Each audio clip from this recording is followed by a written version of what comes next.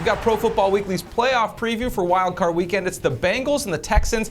These teams aren't exactly playoff regulars. The Texans had never been there before. The Bengals haven't been since 1991. Who do you think will handle being under these conditions for the first time, or maybe for the first time ever, or the first time in a long time anyways? Yeah, I think, Arthur, there's a lot of pressure on this Texans team. I mean, Gary Kubiak's job was on the line at the beginning of the season. Pretty much a mandate. He had to make the playoffs to keep his job past this season. Had a great year. They kind of crept in, with 3 straight losses. Didn't look very good down the stretch. And to me, even though the Bengals weren't lighting the field up in the end of the season, I just think there's more pressure right now on this Texas team, given that they hadn't had a playoff game before this one. I think it's a great point. I can't disagree with that. Certainly Kubiak came in under major fire this season, but I think he answered a lot of those questions, particularly early in the season. And at the end of the day, I'm going to go with the home team. I'm going to go with the team that appears to be a little bit more equipped to help a rookie quarterback out. A little bit better running game, a little bit better defense, I think. So for me, that's probably the team that's a little more well-equipped to handle that pressure.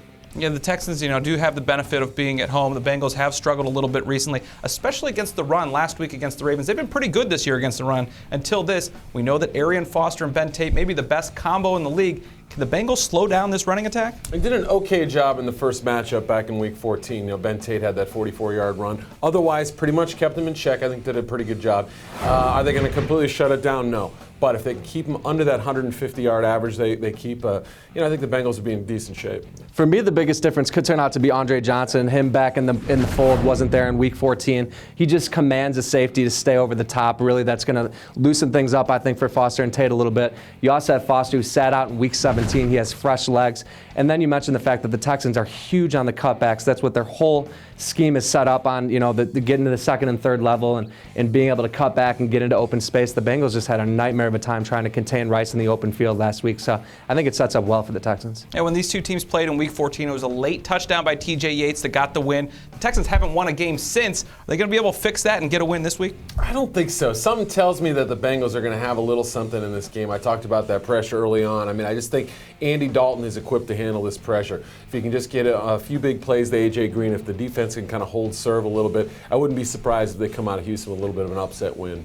I'm going to go with the Texans. I think it's going to be low scoring. I think it could be a defensive struggle. As you mentioned, the Texans haven't been putting points on the board. You got 2 rookie quarterbacks, but I think being at home, I think having slightly better defense, slightly better running game does give the edge to the Texans, and I think they move on. One team keeping a close eye on this one, the New England Patriots. Yep. If somehow the Bengals can get the win, they'll face New England instead of possibly Pittsburgh going to Foxborough in the next week of the playoffs. That's a preview of the game. For the best coverage of the league, check us out at ProFootballWeekly.com.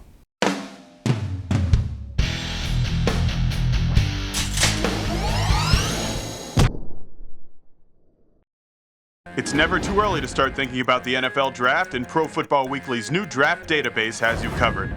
Check out updated player rankings for over 750 prospects and our exclusive PFW Stock Watch. Just go to the Draft tab at ProFootballWeekly.com.